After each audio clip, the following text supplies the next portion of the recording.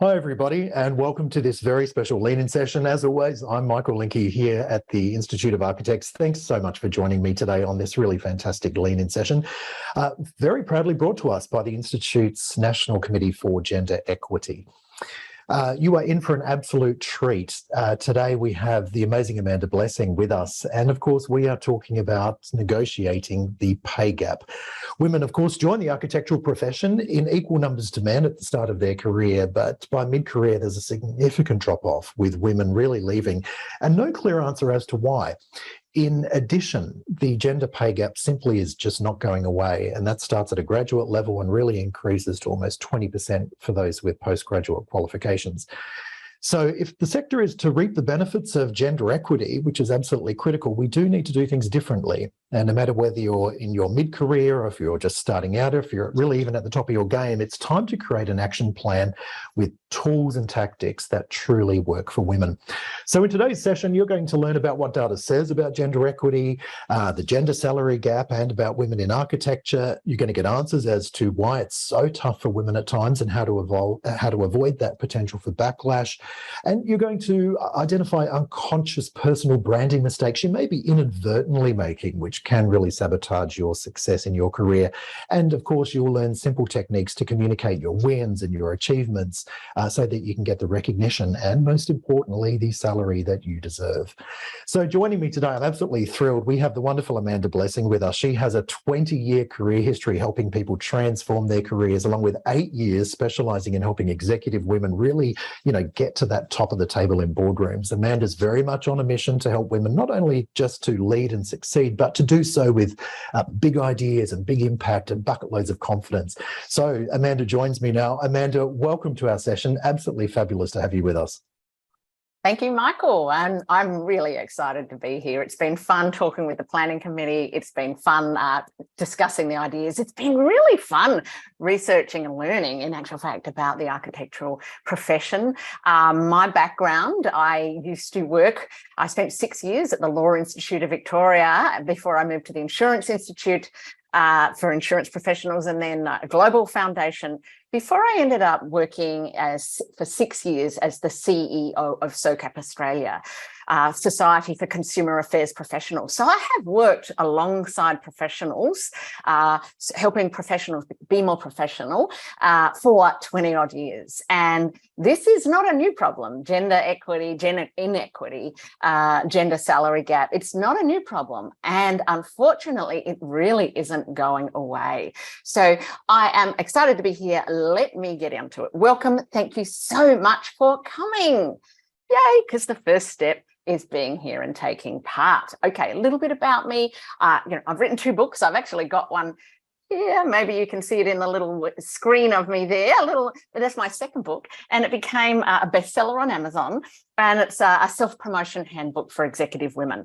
And this is where much of the content that I talk about, that I run in my coaching programs, on my retreats, etc., that's where much of the content comes from.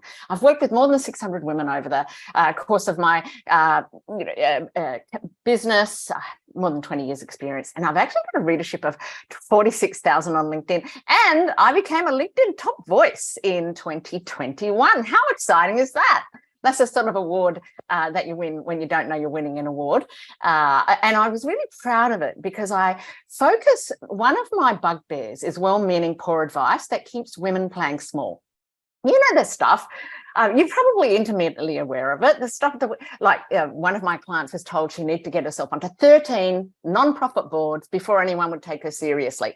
That's exhausting. Another client told she would need to straighten her hair because people was thinking she was a bit out of control and wild. This is just bias at play. It's old-fashioned thinking bias. But this is what I think where women shy away from self-promotion, and I write about it in my book, because when we negotiate, when we put ourselves out there, we run the risk for the potential for backlash. We're damned if we do, yet doomed when we don't, which is why the topic is such a murky minefield. So connect with me on LinkedIn. Please do that. You'll need to work around the follow button. That's your challenge for today. Your mission, should you choose to accept it, work around the follow button. See if you can actually work out a way of sending me a message when you connect on LinkedIn. And I love to hear, one, maybe what you learned, or just like that, where you saw me, so I know to connect with you. Now, what I'm going to talk about today, we're going to do a little bit of the data.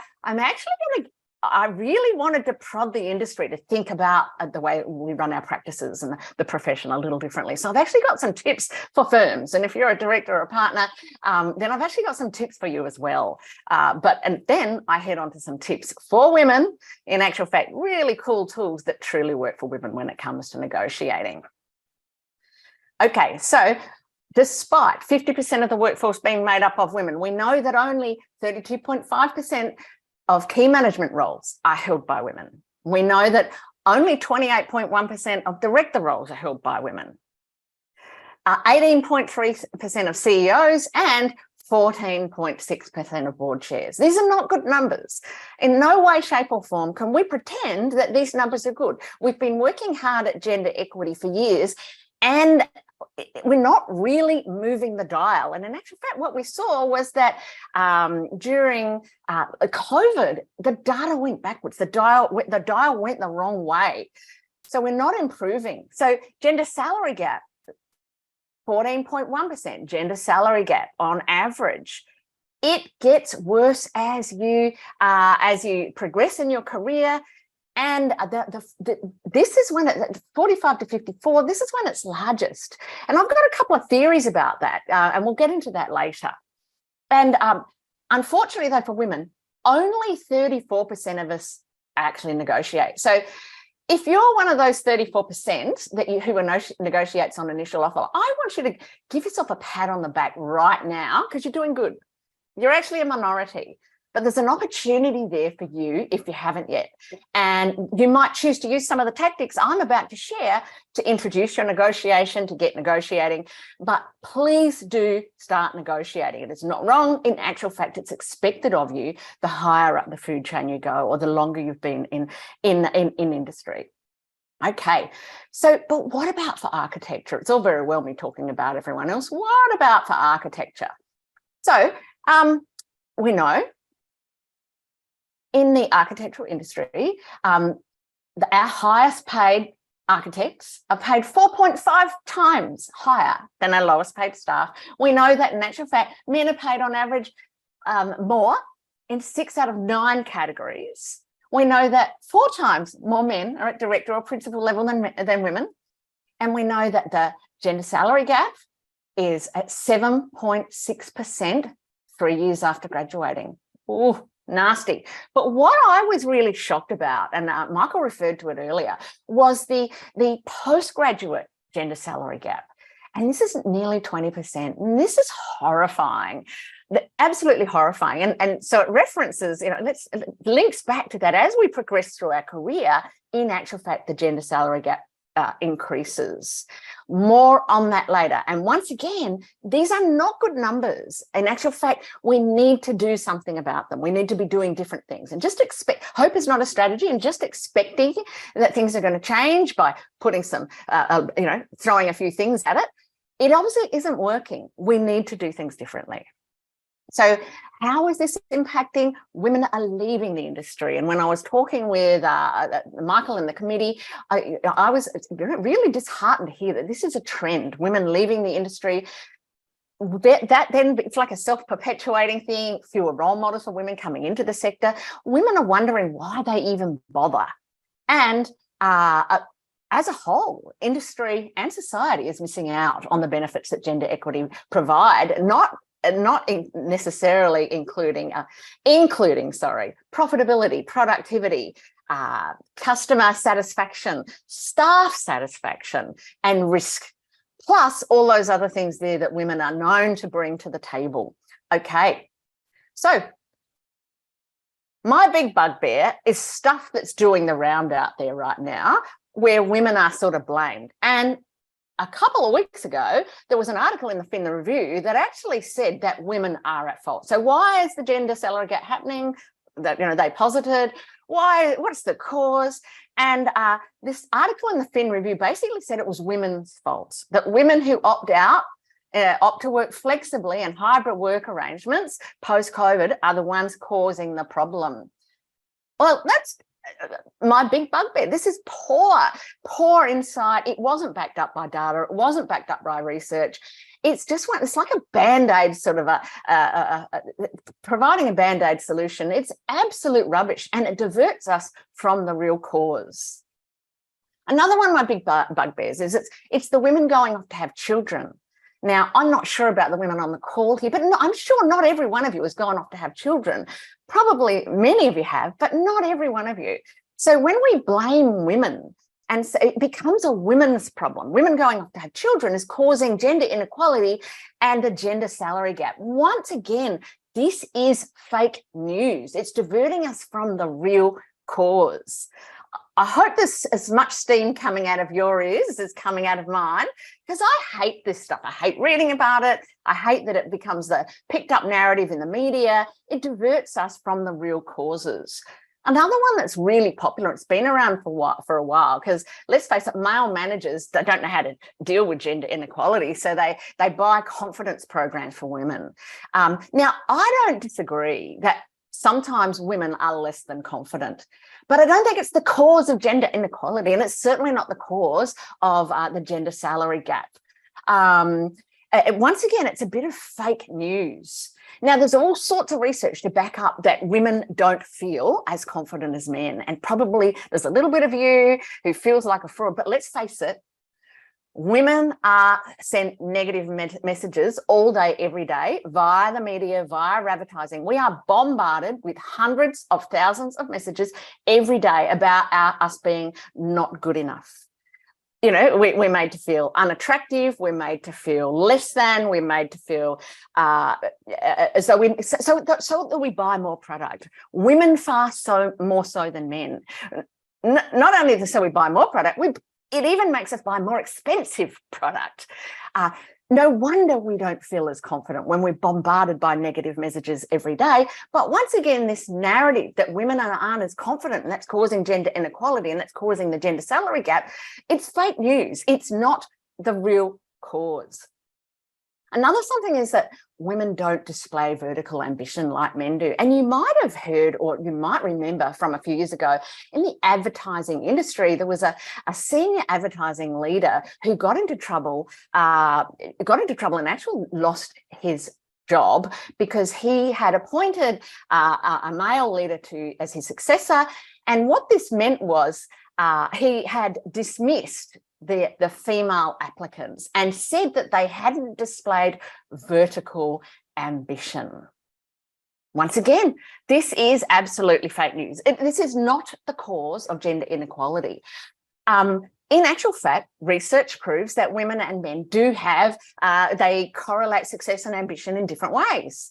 So let me share with you a little bit. Men tend to correlate success and ambition with financial gain. I get a promotion, it comes with a pay rise, therefore I am successful. But for women, that's not the only thing. We want the money, but we also want to know that our voice is heard and that we're actually making a difference. And if we don't feel like we've got all three, we're far more likely to pick up our bat, ball and portfolio and take it elsewhere. Once again, we wonder why we bother. But this notion that women don't display vertical ambition like men do is getting in the way. It stops us looking at the real cause, investigating root cause and doing things that truly move the dial. For the women on the call, I want to reiterate, it is not your fault. It's actually not necessarily even the fault of the individual men. In actual fact, it's the system. The system is broken, so we need to fix the system. Okay, I've got a bunch of ideas right now. So if you're a leader or practice manager or a partner of a firm, then I've got a bunch of ideas that you can look at. Or even if you're an influential woman and you want to take some of these ideas back to your organisation and get them to start implementing some of these ideas, then I've got a bunch of ideas for you right now. And I want to quickly run through them before we get onto the individual negotiation stuff. Okay, so bias is bad for business. We know that. Bias is bad for business, and bias is made up of, good intentions. Yep, people don't deliberately do, unconscious bias. It's not deliberate. it's made up of gut instinct, that rapid fire. Oh, my gut's telling me this is a good hire, or my gut is telling me we need to go this way. Or my gut is telling me we have to pay this person more, or my gut is telling me that if we don't do this, we're going to miss, this person will leave the organisation because he's going to be interested in other things, so we need to pay him more. It's also made up of human nature. So bias is really hard to root out unless we have systems in place. Systems are the only thing that are going to prevent bias. Systems and processes are the only thing that's going to help us, in actual fact, change the dial, move the dial on gender equity. Not blaming women, not blaming our low confidence, the fact that we take child-rearing breaks, the fact that we maybe are looking after aging parents, which is a huge impact for women in their mid-career, 45 plus. It's a huge distraction. And often those women, because they may have had a career break because of kids, may not be back to their full earning potential yet. So of course it makes sense in the family unit for that person to take on the burden of responsibility for, caring for aging parents. So it's a huge, huge, huge issue. And we need to be doing things differently. We need to systematise. So number one, we need to embrace and systematise flexible working arrangements.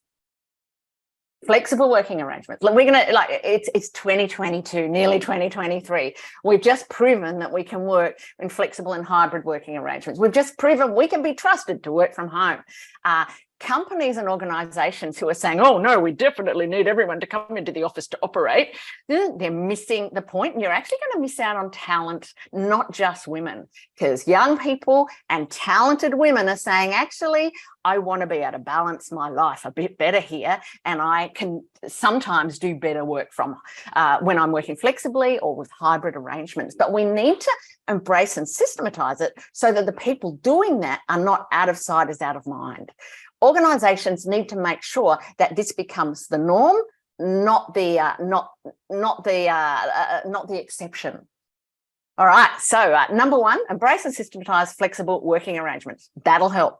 Number two, systematise and normalising parenting and caring transition arrangements, coming back to the office, etc., or taking time out of the office. Like I mentioned before that often, yes, we've got parenting and often it's the woman who takes the extended leave period, but there are some amazing organisations here in Australia who are doing phenomenal things with paid parental leave, men and women, extended leave arrangements with no consequence to someone's career when they do it.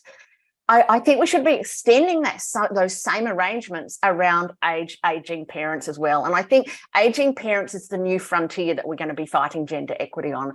So if there's any more mature women on this call who get it, who are experiencing the burden of caring for aging parents, we want to do our best. We want to be there for them, but it's really impacting your career. I hear you.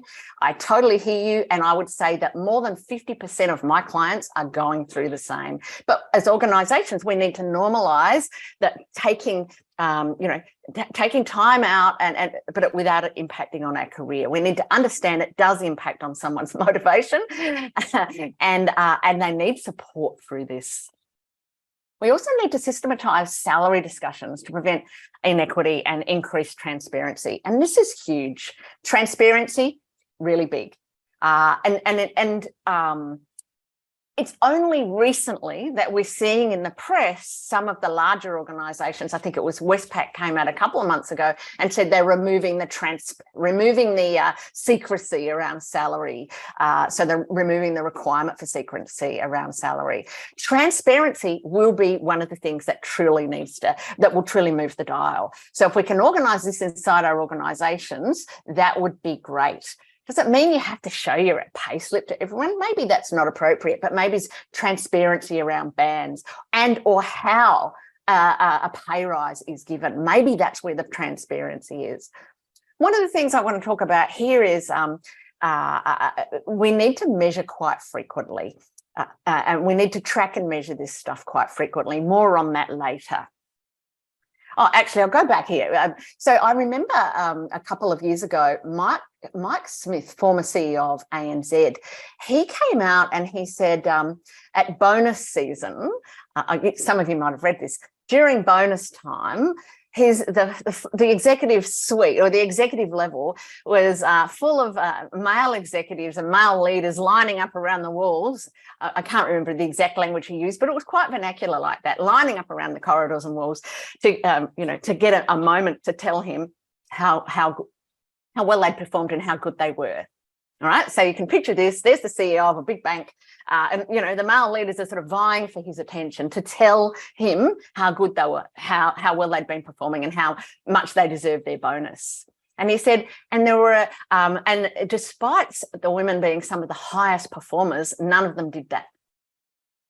None of them did that. And he was sort of challenging, saying the women need to do this. They need to come and vie. Need to come and vie like the men. Now, I don't disagree, more on that later. However, when we get, I think we're missing the point. Women do it differently, and that is the point. We don't need women behaving more like men. And that was the CEO, and he had an opportunity to put some sort of process or a system in place so that women not feeling like they should be lining up around the corridors to prove to him that they were doing great work, so that those women weren't penalised for their lack of self-advocacy, self-promotion, and articulating their expertise. So we need to do this stuff differently. And finally, for the things for the organisations to be considering is we need to review and systematise hiring. It absolutely has to happen. You can't, as I said, human nature, good intentions, gut instinct, all those things often go into hiring, where we hire someone because we like them. We hire someone because we rapidly need someone. Near enough is good as enough. I even, when I was the CEO of SOCAP, I had one of my board members like, oh, you should put John on that. I play golf with him. He's great. That is not a good hiring decision. That is not a good hiring process. We need to really review and systematise hiring processes. And finally, we need to measure more frequently. And I think it was EY some years ago, they came out and said they had lots of systems and frameworks in place.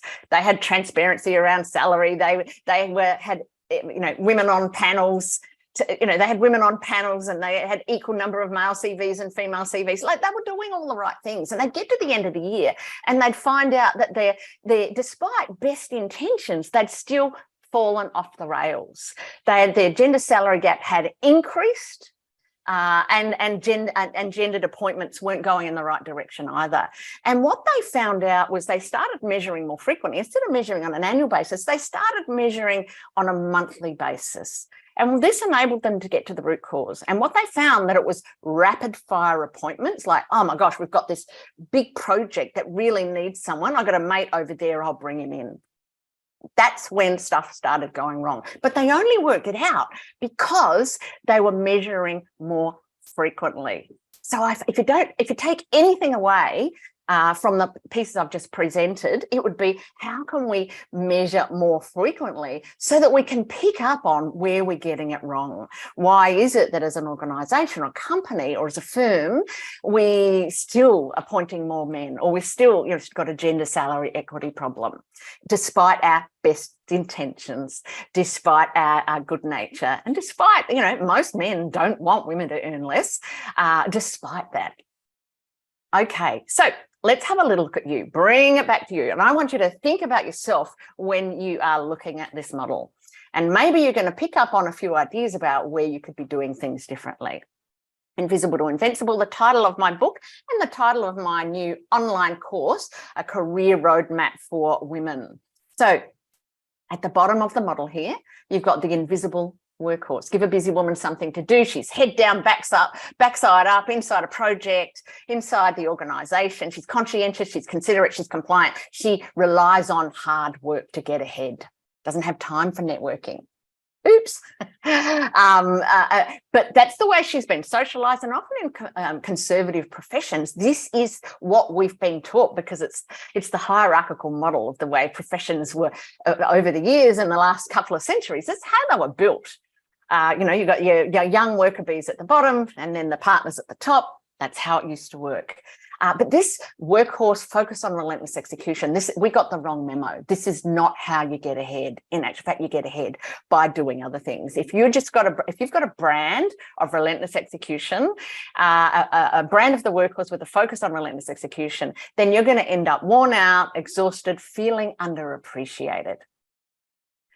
The next one up would be the lightweight player, the person who, often feels like they're at the opening of an envelope, but no one knows why they're there. They got a seat at the table, but no one knows why they're there. They haven't done the branding work, don't know what they stand for, that maybe they're just out of the depth. No woman I know wants to get the job just because she's a woman. All right. And sometimes women feel like this. It's like, I'm out of my depth. I don't fit in. I don't feel like I have any value to add. So this is when imposter syndrome creeps in, and it can be really tough. And particularly young women are often tarred with this brush. It's like they're highly likable, but low on credibility and authority, according to research and perception. So sometimes young women can feel like this, and it's once again a trap. The enabler is another trap for women. This is where it's a socially acceptable space for women to be in support of other women.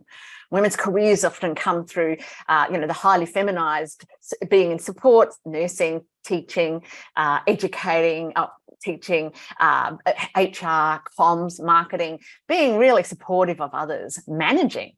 At some point in your career, you might wake up one day and go, oh my gosh, I've spent my entire career making other people look good, but I haven't done the same for myself. And it's that point in your career that you need to do things differently. It's time for you to step into the limelight. It's time for you to step up, own your seat at the table. The fixer is probably where most of the women I work with come from. Fixer enabler combos. So mid-career women who have been really great at solving complex problems. You understand operations, you understand strategy, you understand emotional intelligence, which makes you a great people problem solver. You have a heap of expertise, which means that you can deal with complexity, which is fantastic. The problem is your organization loves you doing that.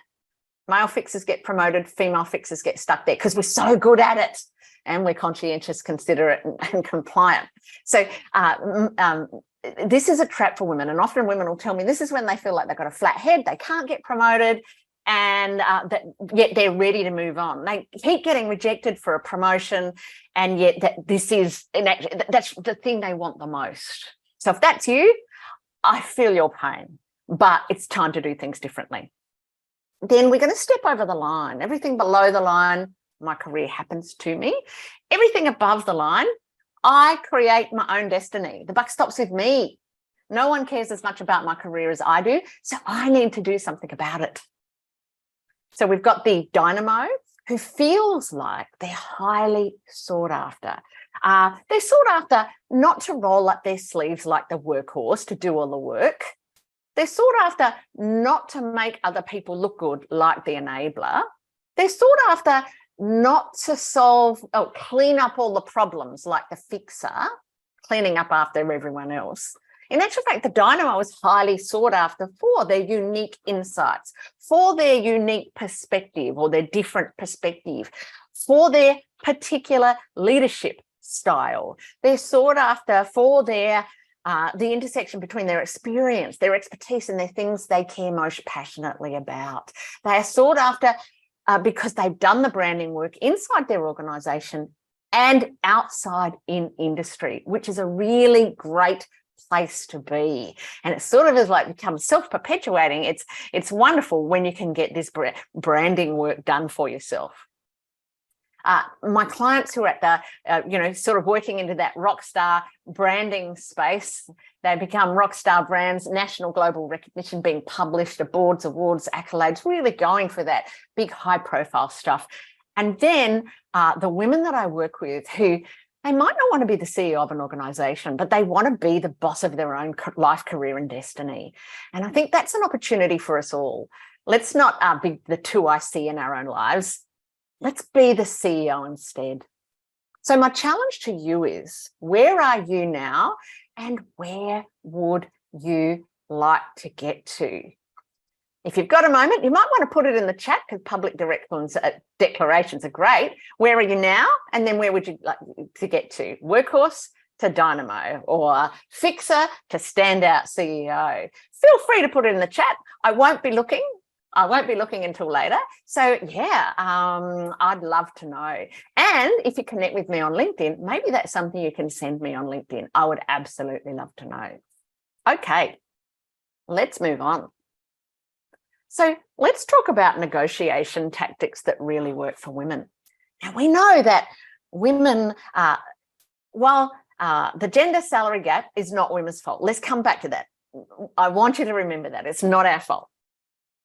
However, when it comes to negotiation, in actual fact, women negotiate 4 times less frequently than men. And when we do negotiate, we negotiate for about 1/3 less. And this is research done by Linda Babcock, who's known in the space of negotiation as an expert in the space of negotiation. So I think we need to own a little bit of it. We need to go, there's things I could do to improve. So does this mean that our male peers are going into the boss's office, 5 or 6 times a year to lean on the desk and sort of say, hey, mate, I need a promotion and a pay rise? Maybe not, but they are finding ways to introduce conversations about salary more frequently than we are, and for more money. I did some work with a group at a bank, and in actual fact, it was the male EGM. He brought me in and one of the pain points or problems that he articulated was that his talented female team, who were awesome at their jobs, but they would ask for either a $5,000 pay rise or 5%, whichever sounded the least innocuous. And he said, your job will be done when they ask me for more than $5,000 or more than 5%. Yay! Maybe our big banks can afford that. However, it was a good eye-opener for me, because it really reminded me that we need to support women and to be asking for more money. Now, women don't negotiate because one of the reasons is we understand the potential for the social penalty. We might be deemed as greedy, we might be deemed as big noting ourselves, and with that comes consequences. We are deemed as less likable. And this is really, really, social penalties, we're deemed less likable. And I think we know this. We've grown up with this. We've grown up with it since we were little girls. Our mums telling us not to big note ourselves, or our aunties or our grandmas, or et cetera, et cetera. We've been bathing in it for absolutely ages. So once again, don't blame yourself, blame the system and our socialization. But some of these tactics might help you. Now, I want you to write these down. I am going to let you do a screenshot at the end, because this is really important. If you are going to talk about negotiation, one of the ways you can introduce your negotiation, and this, Sheryl Sandberg writes about this. She said she hears from women who tell her that they use this line, I'd be letting down Sheryl Sandberg if I didn't negotiate. Okay, I'd be letting down Sheryl Sandberg if I didn't negotiate. Now, for those of you on the call who don't remember who Sheryl Sandberg was, probably 8-10 years ago, she wrote a book called Lean In, and she talked about women's negotiation in that book, amongst other things. But she said women were writing to tell her that one of the lines that they found really worked for them was, I'd be letting down Sheryl Sandberg if I didn't negotiate. Who thinks that line would work for them? I'm not sure. I think it's a little dated, and probably you've got to consider your audience. Maybe the person you're asking for the pay rise wouldn't know who Sheryl Sandberg was. Excuse me. So another line that works for women, and I use this line extensively, and some of my clients use it too. So when you go in to negotiate, when you actually want to introduce the conversation around your salary, your remuneration, asking for a raise, something you could say is, I'd be letting down all women everywhere. Now, this really works a treat. It's a really powerful line because it works for you, because it helps you depress your modesty norm. When women align themselves to a cause or a mission, it helps you depress the modesty norm. So it means you're more likely to get out of your own way and actually ask for that pay rise because you deserve it. So I'd be letting down all women everywhere. Now, if someone makes you an offer and it's not good enough, you can then, I'd be letting down all women everywhere if I didn't negotiate. You could reply with that. So in actual fact, this is a really powerful tool. I highly recommend it. Another line that my clients absolutely love is, and it starts something like this. I couldn't fit it all on the page, so you might want to have to listen and take some notes. It starts like this. Given that much of my role requires me to negotiate, I'd be letting down both the organisation and myself if I didn't do that right now. So can you hear yourself saying that? I'm hoping you can. Given that much of my role requires me to negotiate, I'd be letting down both the organisation and myself if I didn't negotiate. So that's a really great way to introduce a negotiation discussion in a way that does that navigates that potential for backlash or social penalty. Another way that's really helpful for women is to refer to an external benchmark, or an external authority. So, I've done my research, I've checked with the Institute of Architects, and I found out that, at this band, I should be earning this much. So what's the appetite for negotiation here? Or can we negotiate on this, please? So refer to an external body, and that will really help you. And I'm assuming that the Institute does some research or has access to some amazing data that you could potentially use. And finally, something that really works for women is this: how can we solve this together? So say you've asked for a raise, the boss has come back with a small raise, it's not enough, it's not what you wanted. Then you go back to them and you say, well, I was anticipating X. So how can we solve this together? It's called the collaborative problem solving approach. Now, collaboration is deemed as the feminine. So when women do that, the audience likes it. When women are seen as collaborative and generous, the audience likes it.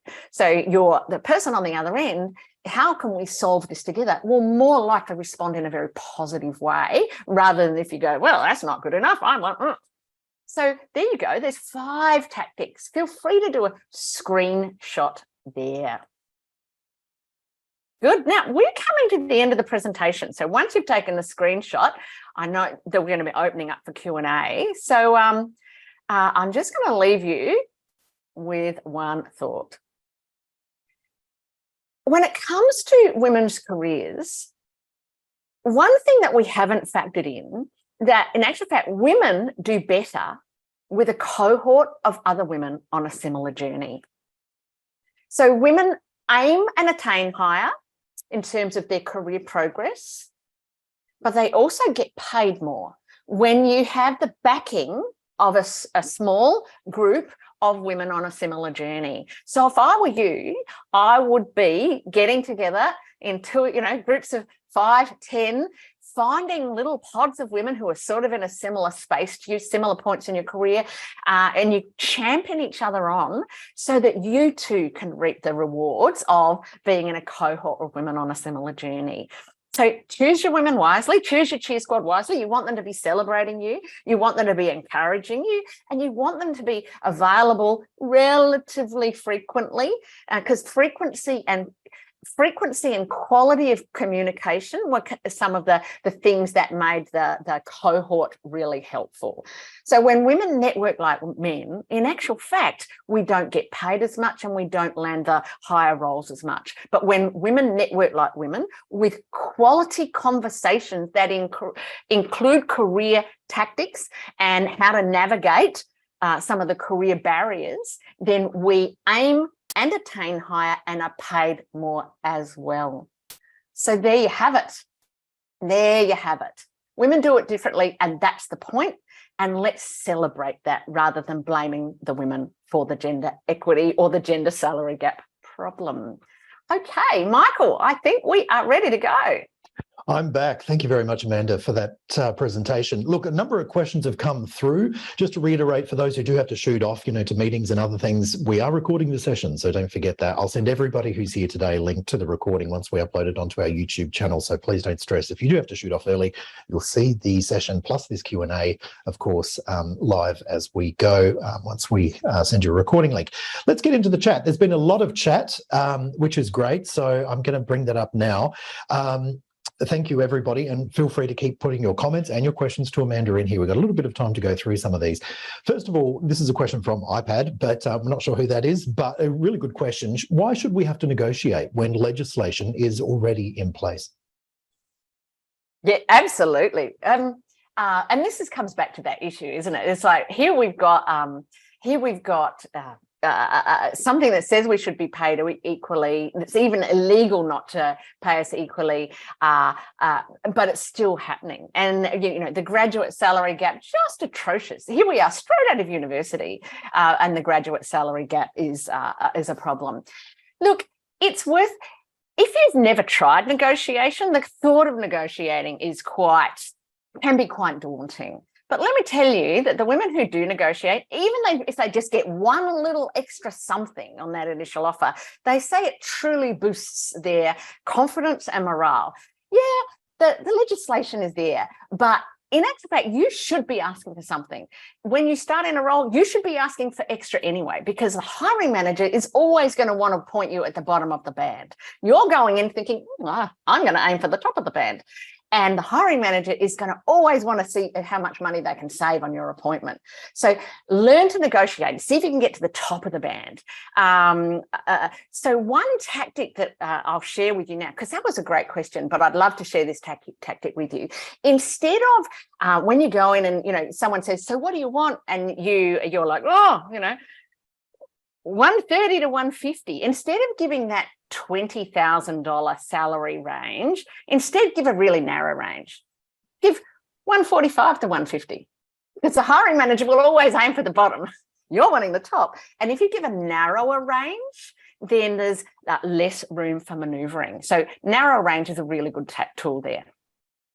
Interesting. There's a question from Katie who said, and this is a really interesting thing. She says, ironically, when women do show up with confidence, they're often labelled arrogant, overconfident in the workplace, and that can be seen by others as arrogant. What are your comments on that statement?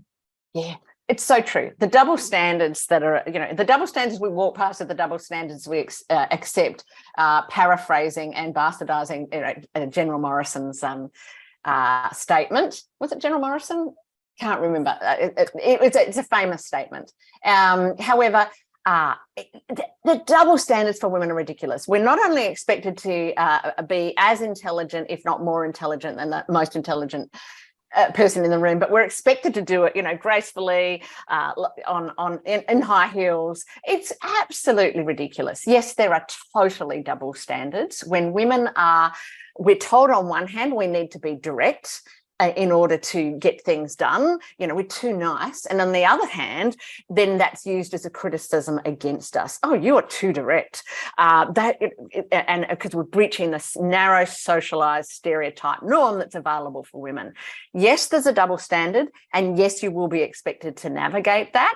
And organizations, once again, need to own that double standard, systematize around bias to prevent bias coming into play around performance appraisals, salary discussions, performance appraisal, because that's where that stuff can really hold you back, in particular when it comes up in a performance appraisal, and then you aren't paid as much as a result. So, systematize to mitigate bias in performance appraisals, because that's the stuff, the double standards, that really catches people out. I remember years ago, I worked at Deloitte in London for many years as a trainee accountant, and we were hiring new people in our division, and the hiring manager at that stage was just going through and making decisions to interview people based on name and gender. So shortly after that was reported in, they took off all those details, so you couldn't actually identify the individual, which I think is a really critical thing, because unconscious bias is still very prevalent across every industry sector. Absolutely. Look, another question that's come through, and that is another great one. Should we educate business owners, Amanda, to set up their practices in accordance with the legislation from the get-go? What are your comments on that?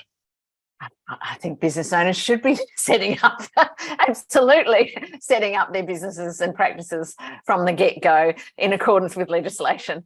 Absolutely. Yes, we should be, and maybe that's a role the association could play. Guidance around that stuff is and education around that stuff, because let's face it, a lot of people who start partnerships aren't necessarily they don't necessarily have a business degree or a legal degree. They're good architects, so they might not necessarily be great at the running or setting up of a business. So I think there's an absolute role for education and guidance for business owners. Question from Louise Ward, who's based over in WA. Is it okay to openly and actively request female candidates when hiring for a position in one's firm? Oh, now I'm not sure on the legislation here. I think you're so absolutely, we should be having equal number of putting forward female candidates. If you're not getting female candidates in a hiring process, then it means that your adverts are written in an exclusive way. There's lots of tools around now that you can run your adverts through.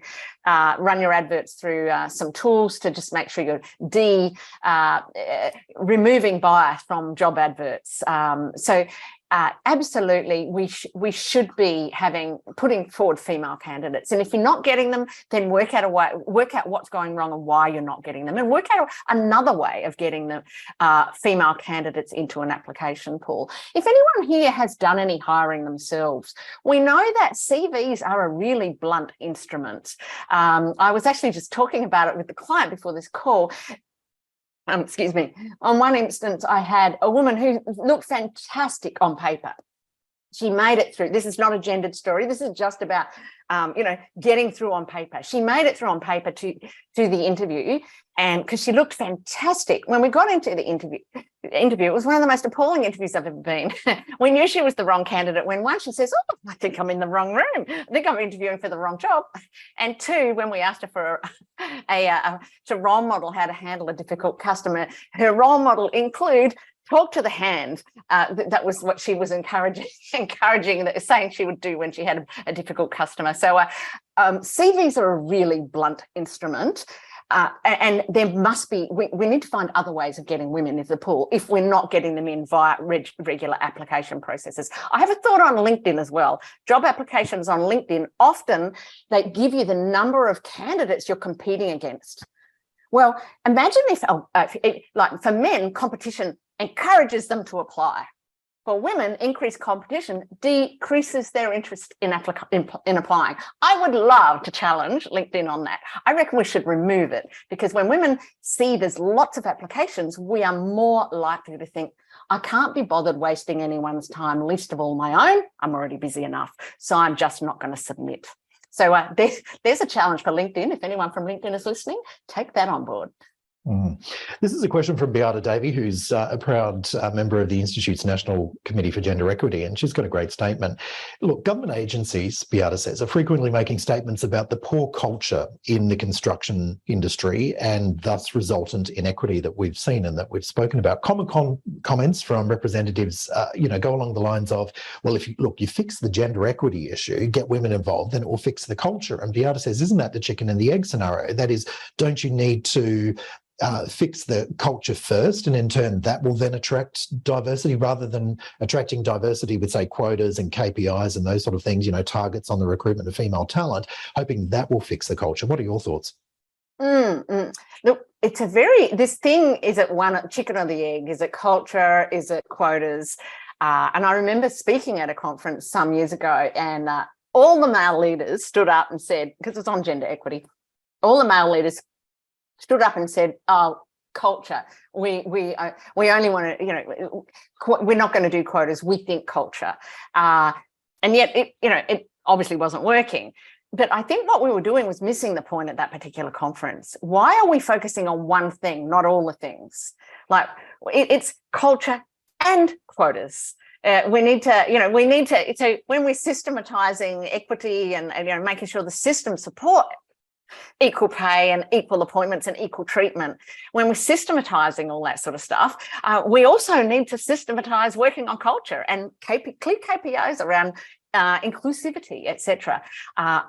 Some years ago, CommBank made number one when it came, and it was to do with the CEO of the time linking executive REM packages and bonuses to customer satisfaction metrics. And until that happened, nothing changed when it came to customers. As soon as that happened, all of a sudden, they made #1 bank in Australia. So, it's a combination of everything, not one thing or the other. Does that mean small businesses need to try and do everything? No, but they need to get a few things in place to make it equal. A really interesting question has come through, and that's in relation to the engagement with recruiters. We spend a lot of time, especially in the architectural profession, going through recruiters to get a job into an architectural practice. Question has come to you, Amanda. Any strategies for recruiters who act very much as a buffer sometimes to real, fantastic quality applicants, and the recruiters may often limit the conversation with little to no appreciation for skills, the role, pay inequality factors? How do we work better with the recruiters that we deal with? Yeah, gosh, recruiters. I'm sure there are some good ones. And one of my tactics for women is to, as part of your cohort of women, getting advice from your network, is actually find good recruiters who actually are great. Like, make sure you nurture the relationship of a couple of great recruiters in your space. It's not wasting anyone's time, least of all your own. And the recruiter would be lucky to have you. It's not disloyal. It's just good business. But recruiters do often act as gatekeepers. Sometimes they, because they don't want to damage their reputation necessarily by putting forward someone out of left of centre. And maybe the hiring organisation has sort of come through with strict criteria, and the recruiter is perhaps nervous of damaging that. Because the recruiter, we've got to remember, the organisation pays their bills, not just for your appointment, but for multiple appointments over time. So their loyalty is to the hiring organisation, not to you. And sometimes I think we think that the recruiter is going to go into bat and get us higher money and they might get paid more. So why aren't they doing it? When in actual fact, it's the recruiter who's got the relationship with the talent acquisition team. That's the relationship that the recruiter is nurturing. But with recruiters, one of the questions they often ask is, what are you currently on? Do not answer that. Do not answer that question. Whatever you do, if you can get around that question and just respond with, this is what I'm looking for. And they might come back with, what are you currently on? And you say, what's the role paying? That's nothing to do with what you're currently on. And I think that question, that what are you currently on, is one of the biggest the biggest contributors to the gender salary inequity, because it helps pigeonhole women in lower salary bands. So the recruiter then underestimates you based on what you were earning. Perhaps you hadn't negotiated particularly well for a range of reasons. They're underestimating your potential. Men are appointed on their potential. Women are appointed on their track record, and there's research to prove this. Men are appointed on potential, women are appointed on track record. Men are paid on potential, women are paid on track record. So one of the things I give to women, just, I want to make sure that you have this in place. And this is, you need to be keeping, you need to weekly speak into your results. So every week you need to be working out, quantifying your achievements. What's the commercial application of that? What's the benefit to business? What have you achieved this week? So what did you achieve this week? Quantify and or qualify. And then write down, what was your experience or expertise? What was it about you that enabled you to deliver that result? You need to do this weekly. I call it the Friday achievement formula. What did you achieve this week? It could be month. I don't care how frequently you do it, but regularly. Quantify and see if you can link it to the benefit to the business in some way. So link it to the strategic imperatives of the business. Quantify it or qualify if you can't quantify. And then what was the experience or expertise? What was the thing about you that enabled you to deliver this? Now, own your own awesome on this. We know that women underestimate themselves. Women downplay their experience. You don't need to do this in your compliments folder, your braggalog. You need to be keeping this up to date. It's great for performance appraisals. It's great for negotiation. It's great for your confidence. Great. Thanks, Amanda. Look, a couple of questions have come into me just privately via text. And one of them says, look, thanks very much, Amanda. The session has been highly beneficial. One of the major issues in the architectural profession is the sheer amount of unpaid hours women and men do. How do we go about negotiating effective, the question's a bit long, but basically The issue is, I think one of the reasons women leave is just the poor work-life balance, especially in that child rearing stage that you talked about. Any strategies, please let me know any strategies to help engage employers to help support women who are at that particular time of their life. Until such time, bringing a birthday cake to the office is deemed as a promotable activity. We won't have gender equity. All right. I heard someone say that recently and I loved it. So there's a lot of work that women do, you know, the cleaning up after others, the nurturing of others, the caring for others, the burden, this burden of office housework. We do it at home, we do it at the office as well. And this is this unpaid stuff. It's also non-promotable. Now there's a new book out. I can't remember the name of it, but I'll flick it through to Michael and Beata. I'll flick it through so that you can provide it with the resources about how to say no to these non-promotable activities, the stuff that keeps us busy and worn out, but actually isn't deemed as promotable. I know that wasn't the exact nature of the question, but I think it might help. It's a fantastic book written by Linda Babcock, who I mentioned earlier, the negotiation expert. I think it might really help you solve that problem for yourself. I think it's a good resource. Okay, great stuff. Look, there's a few other comments in the chat as well, just in relation to employers that should have, equal base rates, clear KPIs, measurable benefits annually for all staff, being completely non-discriminatory. I think, do you still feel that that's sort of the more rarer case across the broader sort of, professional sector, not just architecture, or is that becoming the norm? It's increasing. We are seeing more organisations move the dial on dial moving, they're actually doing these things, but it's really slow. It's been really slow to change. Statements like, I had one client, she was one of 3 women in a team of 100, and the manager said, "Oh, we've got enough women." Like, ridiculous. That's not going to help with gender equity, let alone gender salary gap. So we are seeing change slowly, but it's really slow. I had one client who found out that she was being paid $250,000 less than a male peer. Now, she has subsequently gone on to hit that head on. She didn't sue because she wanted to, because when you're the individual in that situation, and she loved the job. She didn't want to ruin her work environment, so she didn't sue, but she's got it almost equal, and she's now being groomed to be the CEO. So it did spur her on to greater heights, and it made sure she wasn't rolling out those same inequities inside her large department. We are being really slow not just as a sector, but as a society. We are slow on gender equity initiatives that actually move the dial. We've blamed women's confidence. We've blamed, flexible working arrangements. We've blamed women for going off and having kids. And that's a distraction from actually doing the things that really count.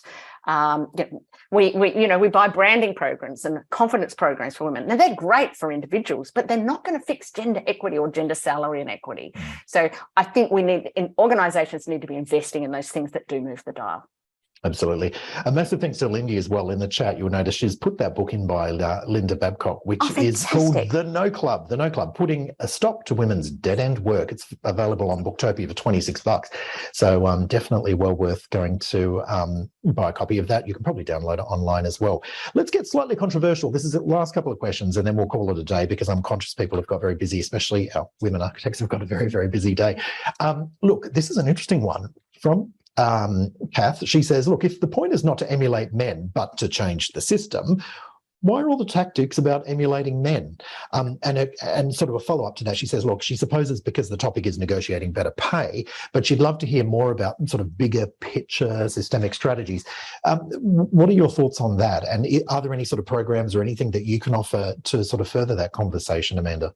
Well, I'm a really big believer. I don't disagree with what you're saying, because a lot of the advice over years, and women have been rewarded with promotions and pay rises because of tactics that emulate men.